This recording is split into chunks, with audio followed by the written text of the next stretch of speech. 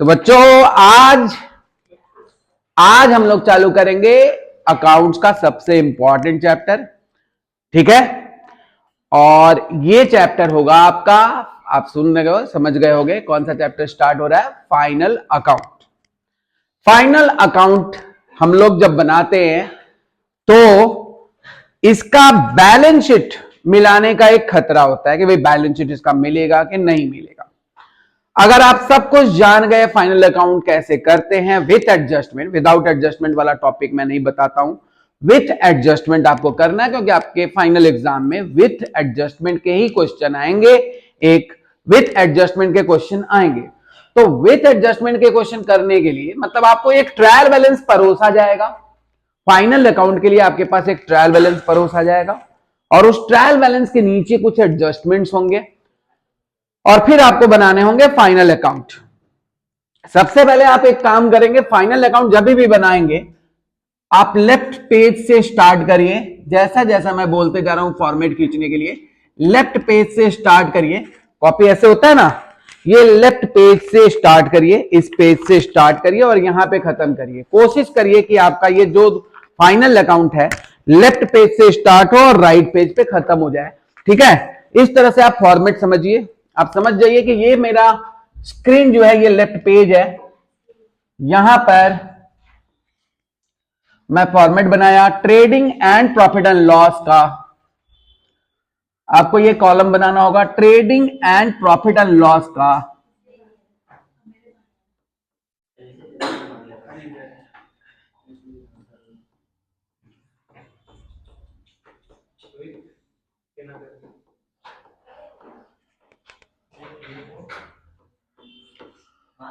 For the year ended भी लिखना है आपको।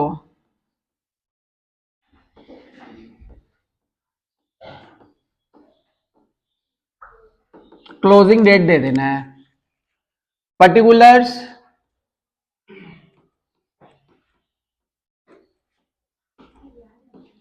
डिटेल्स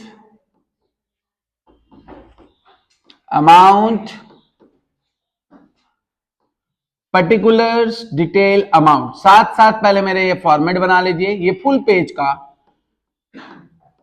फर्स्ट पेज का लेफ्ट साइड में पर्टिकुलर डिटेल अमाउंट लिखकर ये फॉर्मेट आप बना लीजिए। यहां पर होगा क्रेडिट, यहां पर होगा डेबिट। ये फॉर्मेट आप लेफ्ट पेज में बनाइए।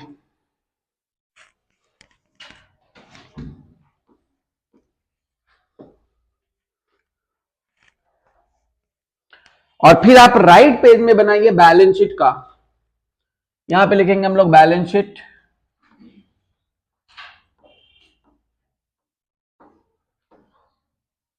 यहां लिख देते हैं एज ऑन। क्लोजिंग डेट रहेगा बैलेंस शीट का, जो भी हम लोग सम सेलेक्ट करेंगे। सम के बारे में हम लोग बाद में बात करते हैं, पहले हम लोग फॉर्मेट सीख जाते हैं। ये रहा डिटेल अमाउंट, डिटेल अमाउंट। यहां पर लिखते हैं लायबिलिटीज,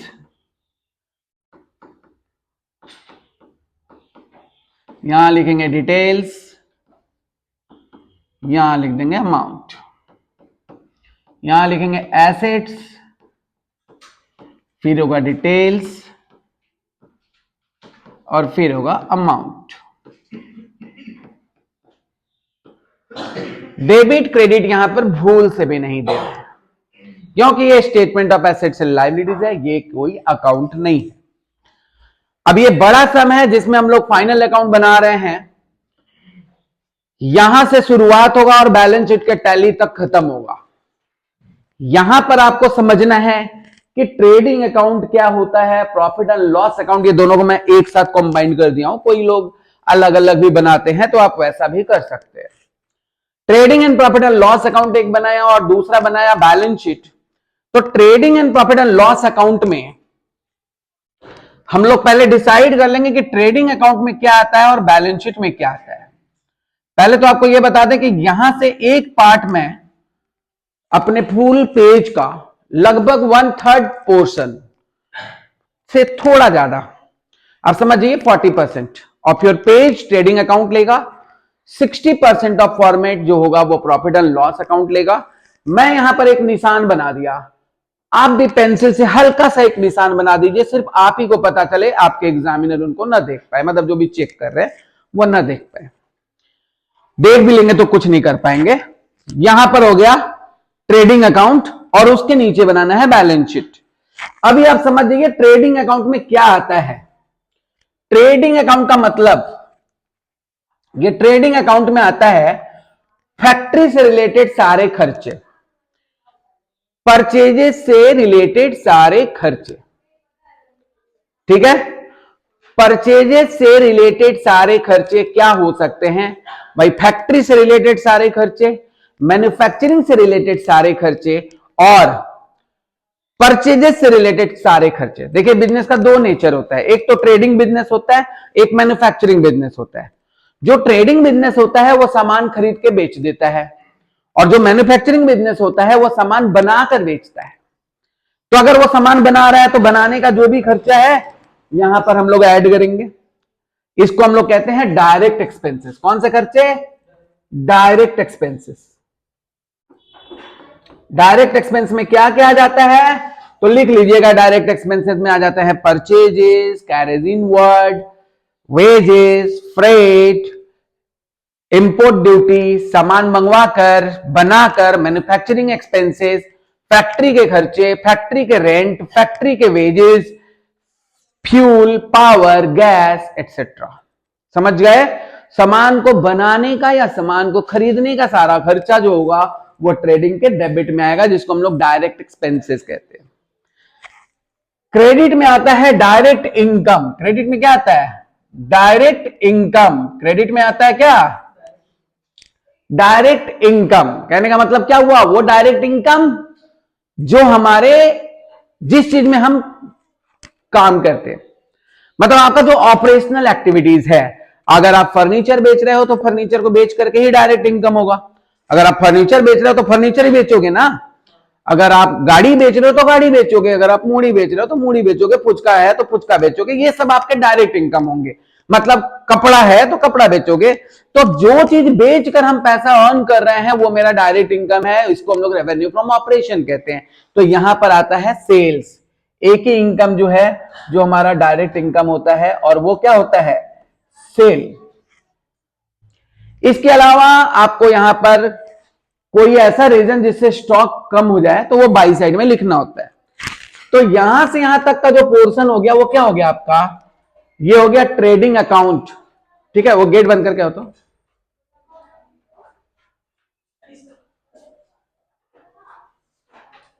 वो क्या हो गया? Trading account. ठीक है, और इसके बाद जो होगा वहां से स्टार्ट हो जाएगा आपका ऑफिस का खर्चा और ऑफिस का एक्सपेंसेस।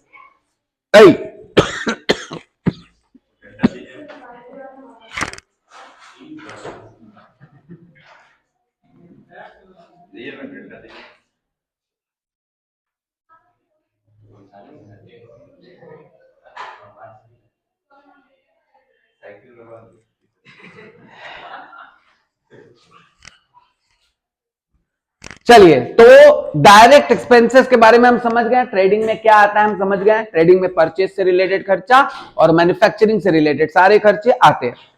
यहां के बाद जब ये पीएल अकाउंट आता है, पीएल अकाउंट, तो ये पीएल अकाउंट में आता है आपका क्या? पीएल अकाउंट में इनडायरेक्ट एक्सपेंसेस और लॉसेस आते हैं। इनडायरेक्ट एक्सपेंसेस एंड लॉसेस का मतलब क्या हो जाता है? जैसे कि सेल से रिलेटेड सारे खर्चे, ऑफिस से रिलेटेड सारे खर्चे या नुकसान हो जाए आफ्टर सेल, तो जो भी एबनॉर्मल लॉस होता है या फिर कोई ऐसा खर्चा जो आपको सेल के बाद देना पड़े, सेल से रिलेटेड देना पड़े, ऑफिस एंड एडमिनिस्ट्रेशन से रिलेटेड खर्चा पड़े, वो आपका पीएल के डेबिट में आता है। इसके बाद पीएल के क्रेडिट में क्या आता है? तो पीएल के क्रेडिट में आता है आपका इनडायरेक्ट इनकम। क्या आता है? Indirect income. तो इनडायरेक्ट इनकम क्या होता है आप देख लीजिएगा।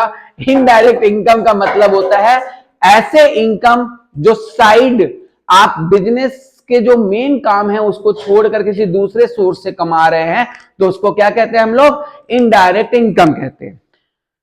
जैसे कि मान लीजिए रेंट रिसिप्ट हो गया, इंटरेस्ट रिसिप्ट हो गया, कमीशन रिसिप्ट हो गया, बैड डेब्ट रिकवरी हो गया, इनकम टैक्स रिफंड हो गया, ये सब क्या है? इनडायरेक्ट इनकम है। तो पहले इन कॉन्सेप्ट को देखें। इसके अलावा आपको इस वीडियो के डिस्क्रिप्शन में सारे डिटेल्स फॉर्मेट मिल जाएंगे, लेकिन अभी मैं समझा रहा हूं डायरेक्ट एक्सपेंसेस किसे कहते हैं, इनडायरेक्ट एक्सपेंसेस कहां आते हैं, डायरेक्ट इनकम किधर आते हैं और इनडायरेक्ट इनकम कहां आते हैं। तो यहां पर हो गया डायरेक्ट एक्सपेंसेस, यहां पर क्या हो जाएगा? Indirect expenses. यस, डेबिट में तो एक्सपेंसेस ही आएंगे, क्रेडिट में आता है डायरेक्ट इनकम जो एकमात्र होता है सेल, इसके अलावा क्लोजिंग स्टॉक लिखना पड़ता है, मजबूरी है।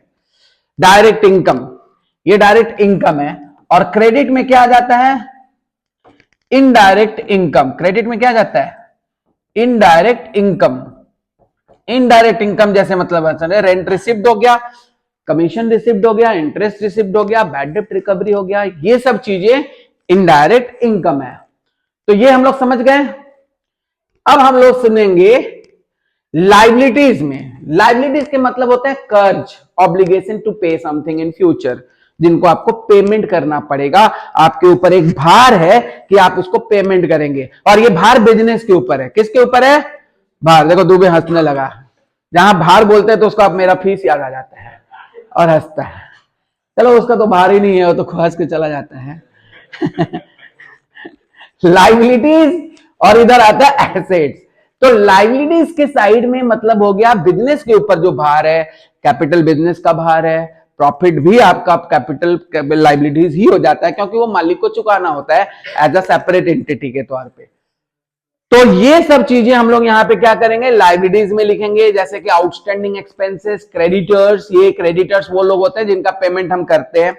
और एसेट्स में आता है जो आपका अपना है, फिक्स एसेट्स या करंट एसेट्स। आपको कभी ना कभी उससे पैसे रियलाइज होंगे बेचकर या सेल करके। जो आप डेटर को पैसा, डेटर को जो आप उधार में सेल करते हो, उसका पैसा आपको रिसीव करने वाले हो, तो सारे एसेट्स इधर आ जाएंगे।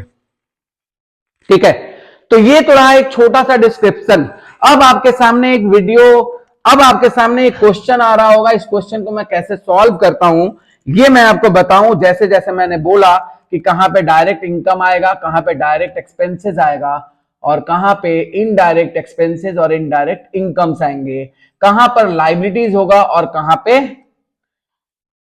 एसेट्स होगा, विथ एडजस्टमेंट आपके सामने ये सब मैं करने जा रहा हूं। स्क्रीन पे एक क्वेश्चन आ रहा होगा और आप देखोगे मैट का क्वेश्चन नंबर क्या है, बोलो तो। मैट का क्वेश्चन नंबर 9 है।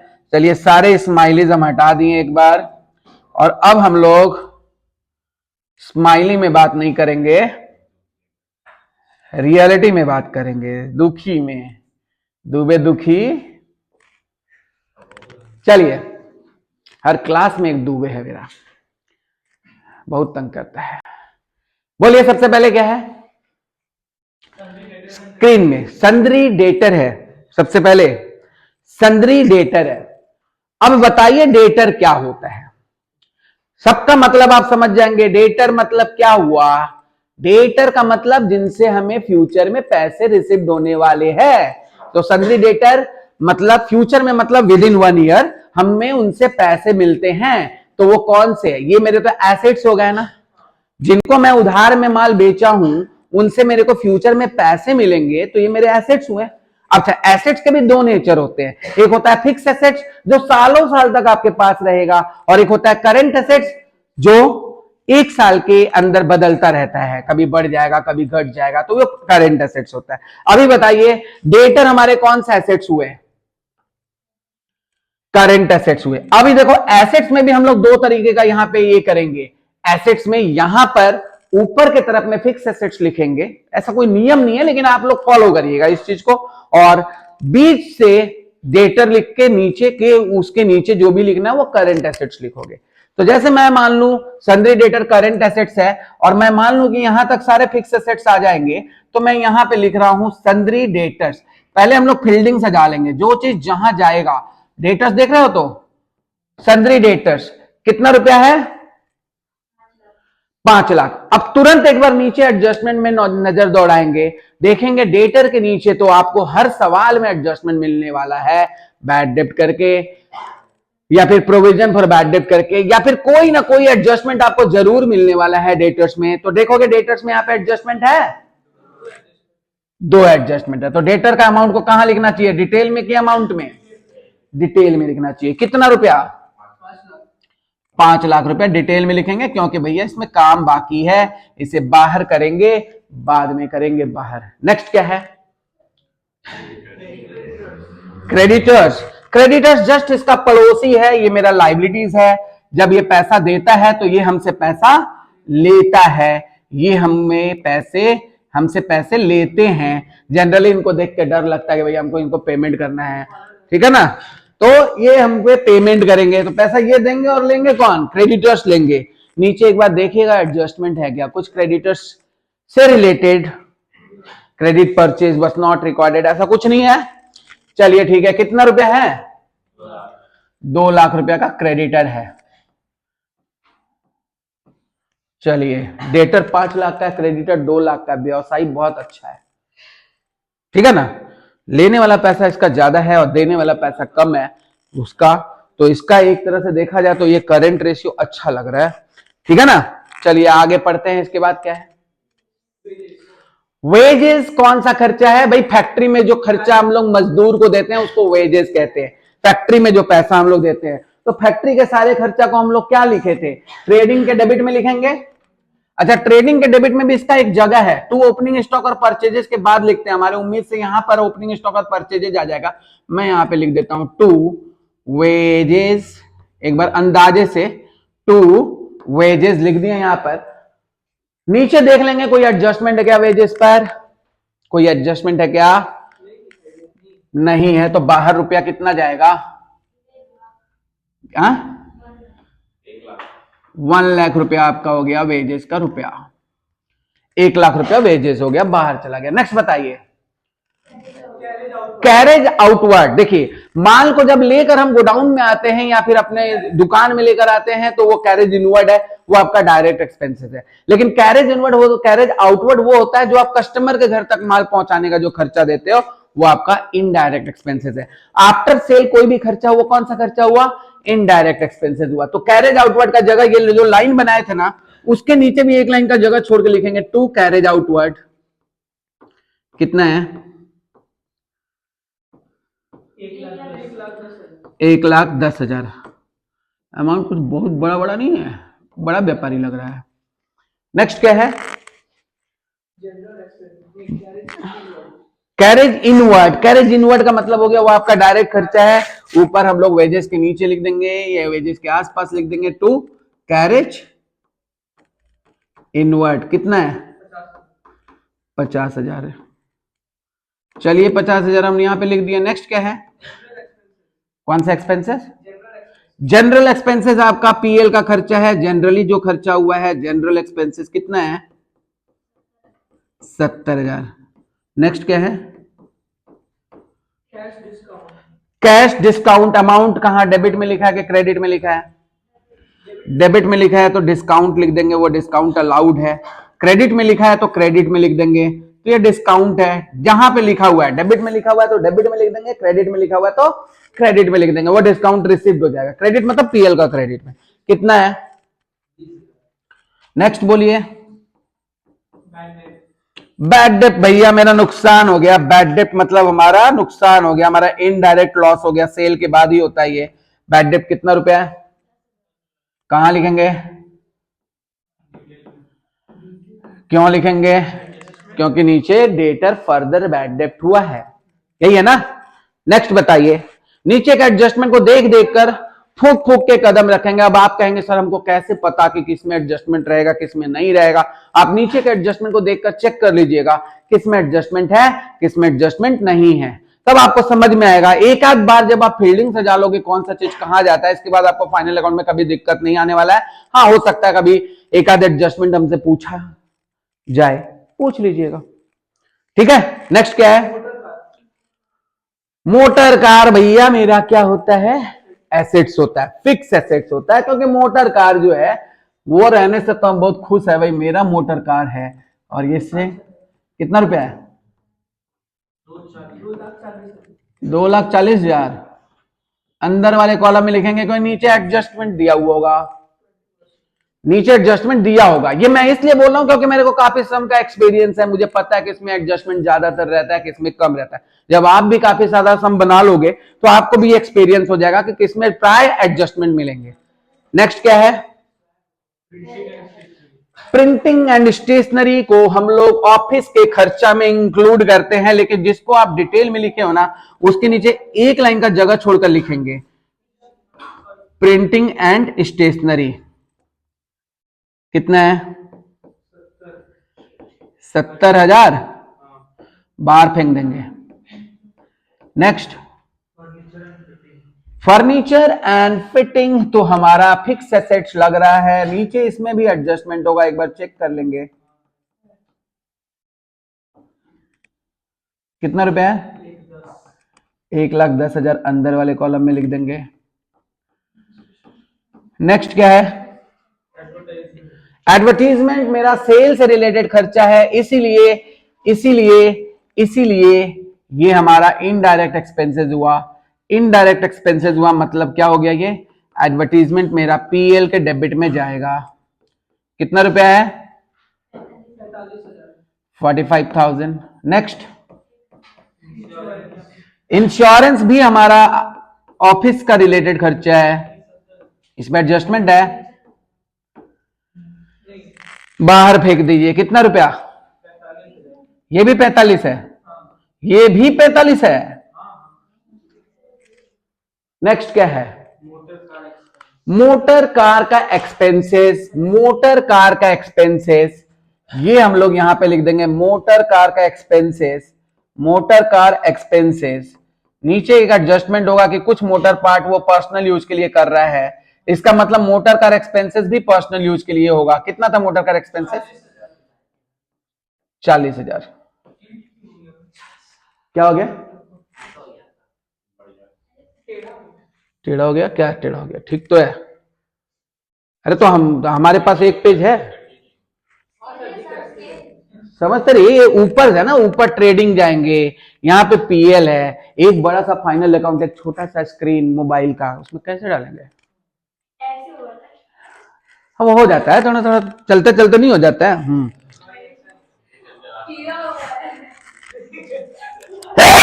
अरे खास दिए रे, हो गया। इसके बाद क्या है? सेल्समैन कमीशन भी आप पीएल के डेबिट में यहां पे लिख दीजिए, सेल्समैन कमीशन जगह छोड़कर। कितना रुपया? 87,500 बाहर फेंक दो। फिर मत तेरे के, खाली ऑफिस का खर्चा दिया है। पोस्टेज एंड टेलीफोन ये भी हम पीएल के डेबिट में लिख देंगे। कितना है? 57। चलिए फिर ये भी लिख दिया, ये भी ऑफिस का खर्चा है। नीचे चेक कर लेंगे कोई एडजस्टमेंट है क्या। कितना है सैलरीज? ये पीएल का डेबिट चल रहा है मेरा, ठीक है, ये बढ़ता जाएगा बढ़ता जाएगा, ये पूछ की तरह हनुमान जी के। आगे बोलिए, सैलरीज क्या है? 1,60,000। एडजस्टमेंट है क्या? बाहर फेंक दीजिए। नेक्स्ट, रेट्स एंड टैक्सेस ये भी आपका पीएल का खर्चा है। रेट्स एंड टैक्सेस कितना रुपए है? 25,000। Next, capital. कैपिटल का मतलब हो गया, कहां जाएगा वाला ये? कैपिटल मतलब बाहुबली। कैपिटल मतलब यहां पर कैपिटल आपका लाइबिलिटीज के सबसे टॉप में यहां पर कैपिटल रहता है। कितना? और इसमें एडजस्टमेंट ना होने के बावजूद भी आप इनर कॉलम में लिखिएगा। कितना है? व्हाट? 14,000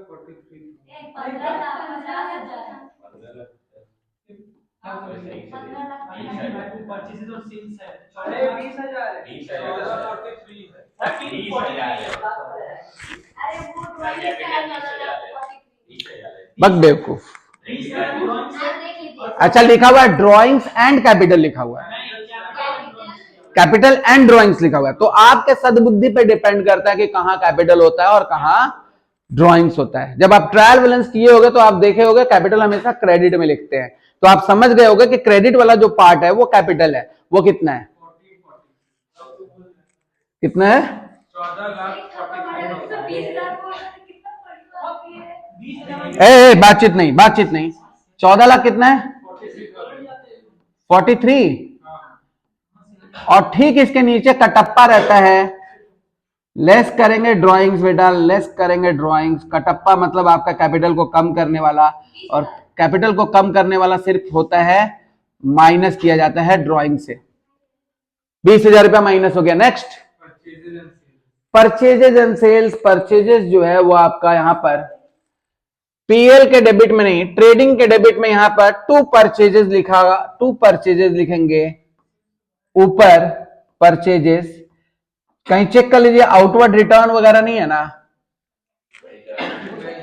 कितना है परचेजेस?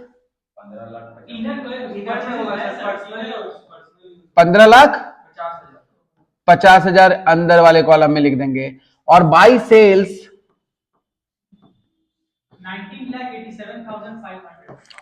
19,87,500 हम लोग लिख देंगे ट्रेडिंग के क्रेडिट में। तो समझ गए? और कुछ है?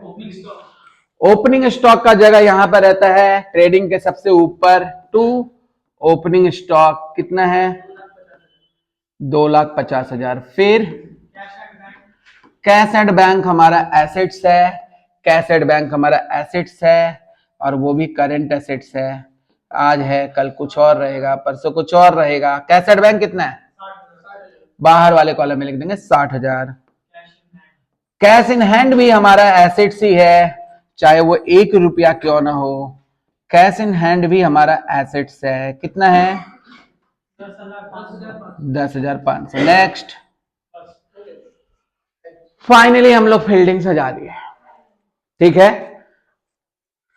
ठीक है, फील्डिंग सजा लिए। तो अब हम लोग एडजस्टमेंट करेंगे। वो तो एडजस्टमेंट में है ना। फील्डिंग सजाने का काम मतलब ट्रायल बैलेंस जो जहां पर बैठ रहा था वहां पे बिठा दिए। अब हम लोग क्या करेंगे? एडजस्टमेंट करेंगे। एडजस्टमेंट क्या चीज का? ये जो नीचे दिए हुए हैं ट्रायल बैलेंस के नीचे दिखेगा एक पार्ट में, ट्रायल बैलेंस के नीचे जो एडजस्टमेंट दे रहे हैं वो एडजस्टमेंट हम लोग करेंगे। एडजस्टमेंट क्या है? पहला वाला क्लोजिंग स्टॉक है। तो अभी मैं आपको बता दूं, हर एडजस्टमेंट का कम से कम 2 इफेक्ट पड़ेगा। अगर वो एक जगह जाएगा तो दूसरे जगह भी जाएगा, उसका हिसाब से। अब क्लोजिंग स्टॉक हम लोग ट्रेडिंग के क्रेडिट में लिखते हैं। कहां लिखते हैं? क्यों लिखते हैं? खाता बंद करना है। वेरी गुड बोला है, दुबे बोलता है बंद भी तो करना है खाता। खाता बंद करेंगे लेकिन क्लोजिंग स्टॉक को क्रेडिट में क्यों लिखेंगे? वो इधर गया तो ये इधर जाएगा, क्योंकि वो ओपनिंग है तो वो उधर जाएगा, ये क्लोजिंग है तो ये इधर जाएगा।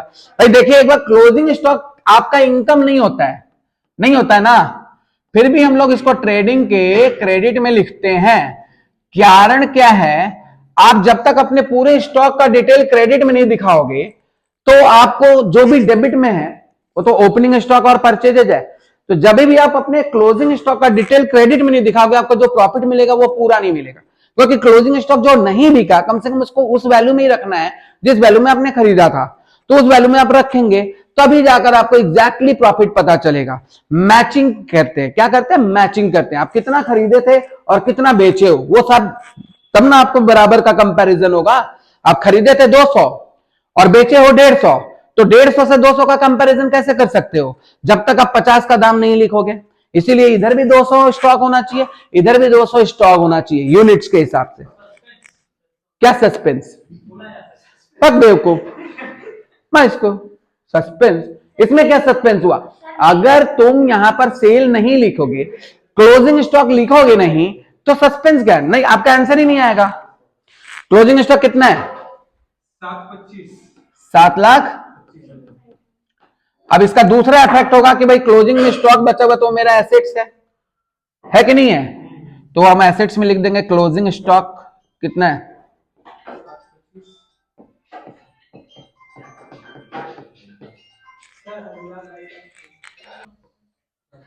क्लोजिंग स्टॉक के बाद 7,25,000 यहां पे लिख दिए। दूसरा एडजस्टमेंट क्या है? Provision for doubtful debts provision for doubtful डेब्ट करने के पहले आप थोड़ा सावधान रखिए, डेटर्स में और कोई एडजस्टमेंट है क्या? बैड डेब्ट्स है। इसके अलावा प्रोविजन फॉर बैड डेब्ट हम लोग सेकंड लास्ट में करते हैं, मतलब बहुत लास्ट में करते हैं, डेटर के सारे एडजस्टमेंट हो जाने के बाद ही करेंगे। इसलिए कभी कभी आपके क्वेश्चन में छलावा हो सकता है, जब आप पीबीडीडी कर लोगे बाद में उस पर कोई दूसरा एडजस्टमेंट आ जाएगा और आप गलत कर लोगे। इसीलिए प्रोविजन फॉर डाउटफुल डेट को बाद में किया करें। उसके बाद क्या एडजस्टमेंट है? Depreciation on what? Furniture fitting पे डेप्रिसिएशन करना कितना परसेंट? लेस कर देंगे डेप्रिसिएशन फर्नीचर फिटिंग पे डेप्रिसिएशन कितना परसेंट? 10%। 11,000 रुपया माइनस हो गया। और मोटर कार पे 20% माइनस हो गया, लेस डेप्रिसिएशन 20%, कितना हो गया? 48,000। ये दोनों को लेस करके बाहर फेंक दो, 190। और ये वो बात का एडजस्टमेंट पे डिपेंड करता है, डेप्रिसिएशन तो होगा ही ना, भले आप पर्सनल यूज करो या ऑफिस यूज करो। आगे क्या है?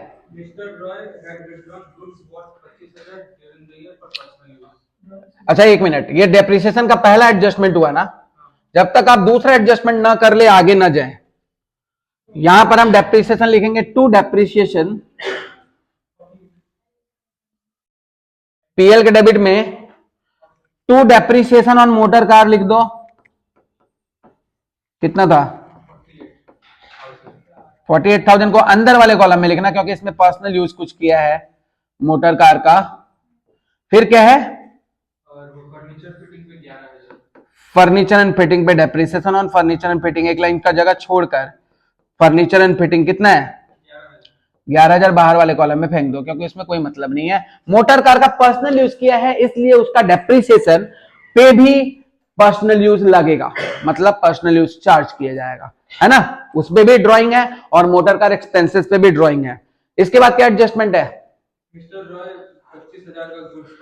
25,000 का गुड्स अगर वो पर्सनल यूज के लिए लिया है तो क्या माइनस हुआ बताइए?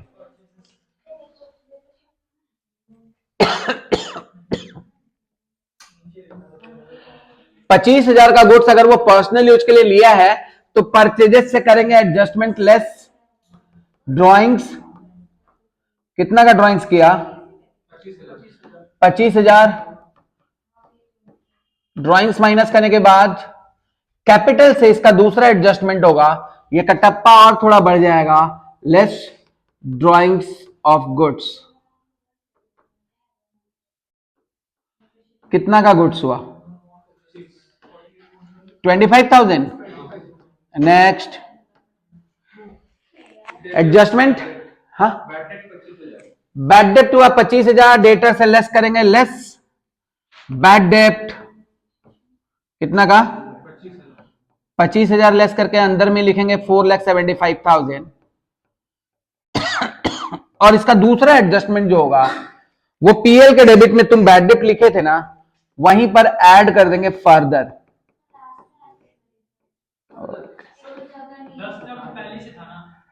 हाँ अभी कितना हुआ? 25,000 ना। चलिए बाहर कितना गया? 35,000। ठीक है,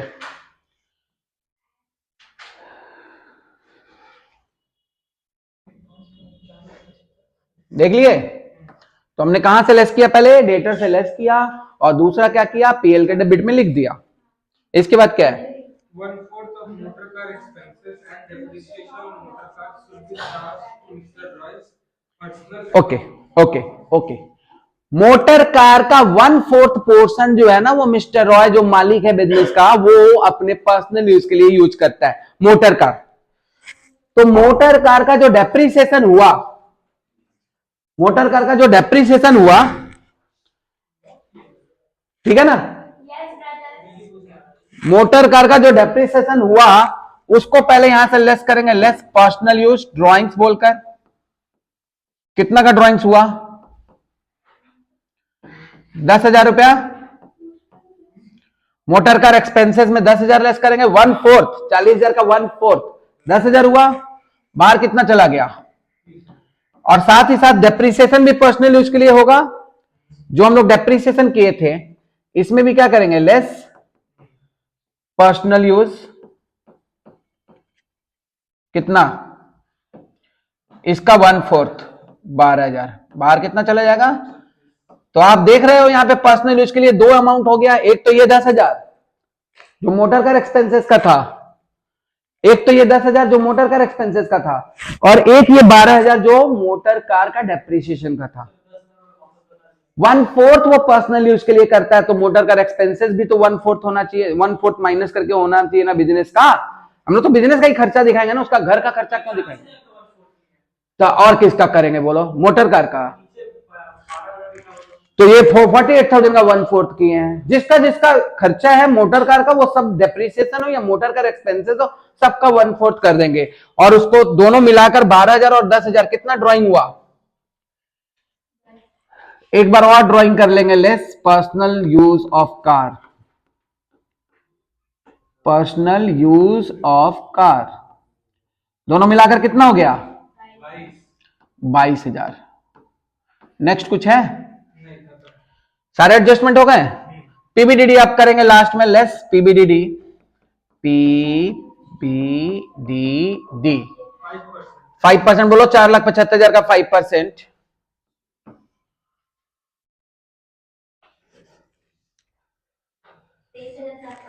23,750 माइनस करने के बाद कितना होगा? बाहर कर दो। इसका 5% लेस करने के बाद कितना बचेगा बाहर? 4,51,250। और पीएल के डेबिट में हम लोग लिखेंगे क्या? पीएल के डेबिट में हम लोग लिखेंगे क्या? टू पीबीडीडी। बहुत हो गया अमाउंट। टू पीबीडीडी कितना हुआ था? काट दो काट दो, किसका है? काट दो। 23,750। और कुछ है? और कुछ नहीं है ना? एडजस्टमेंट सारा खत्म हुआ। अब सबसे पहले इसको क्लोज करेंगे, ट्रेडिंग अकाउंट को क्लोज करेंगे। ओपनिंग स्टॉक को हम अंदर लिख दिया। चलो अब जो जो अंदर है उसको बाहर कर दो। 2,50,000 कर दिया बाहर, अंदर से हटा दीजिए। इसमें से इसको माइनस करने के बाद कितना बचेगा? 15,25 ये बाहर हो जाएगा। ये बाहर था ही, दोनों को जोड़ के बोलो कितना हुआ ग्रॉस प्रॉफिट?